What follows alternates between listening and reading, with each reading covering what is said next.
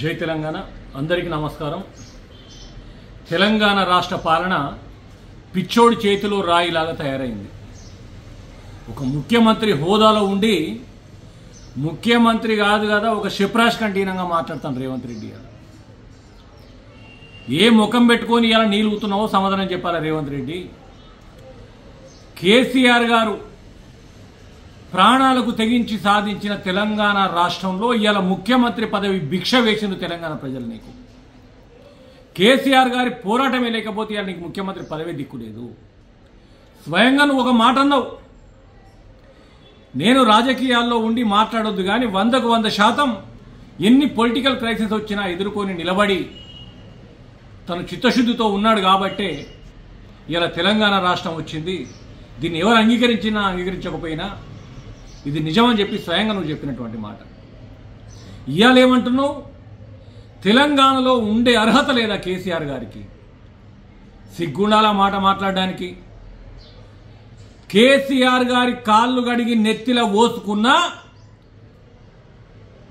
నీ పాపం అనేది తగ్గదు ఇంకా। ఎందుకంటే ఉద్యమకారుల మీద తుపాకి ఎక్కువ పెట్టినోనివి నువ్వు। సీమాంధ్ర పాలకుల బూట్లు లాక్కుంటా వాళ్ళ వెంట తిరుక్కుంటూ తెలంగాణకు వ్యతిరేకంగా పోరాటం చేసినవు నువ్వు।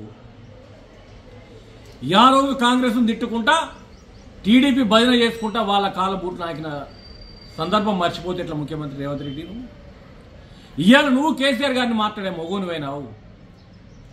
ఏ రోజు నీ పాలనలో ఏ ఒక్క ప్రజలు సంతోషంగా ఉన్నారు? ఏది చేతనైంది నీకు? ఒక కులగణన సర్వే చేయడం చేత కాలేదు, ఒక రైతు బంధు ఇవ్వడం చేతనైతే లేదు, రైతులకు బోనస్ ఇవ్వడం చేతనైతే లేదు, పెంచిన పెన్షన్లు ఇవ్వడం చేతనైతే లేదు, 15,000 ఇస్తా రైతు బంధు అని చెప్పేసి దాన్ని 12,000 కుదిర్చి అది కూడా ఇవ్వలేనటువంటి దద్దమ్మవు నువ్వు। ఒకవైపు మహిళలకు 2,500 ఇస్తానని మోసం చేసిన దద్దమ్మవు నువ్వు। ఒకవైపు విద్యార్థులకు సైకిల్ ఇస్తానన్నావు, స్కూటర్లు ఇస్తానన్నావు, కళ్యాణ లక్ష్మి తులం బంగారం పేరు చెప్పి మోసం చేసినావు నువ్వు। ఇలా రైతు బీమా పత్తకు లేదు, కేసీఆర్ కిట్లు పత్తకు లేవు, రాష్ట్ర పరిస్థితులను సర్వనాశనం చేస్తున్నటువంటి దద్దమ్మవు నువ్వు। కేసీఆర్ గారి ఊసు, కేసీఆర్ గారి పేరు ఎత్తడానికి కూడా నీకు అర్హత లేదు। నక్కకు నాగలోకానికి ఉన్న తేడు ఉంటుంది నీకు కేసీఆర్ గారికి। నువ్వా కేసీఆర్ గారి నుంచి మాట్లాడేది? కేసీఆర్ పాలన భారతదేశంలో ఆదర్శంగా నిలబడింది।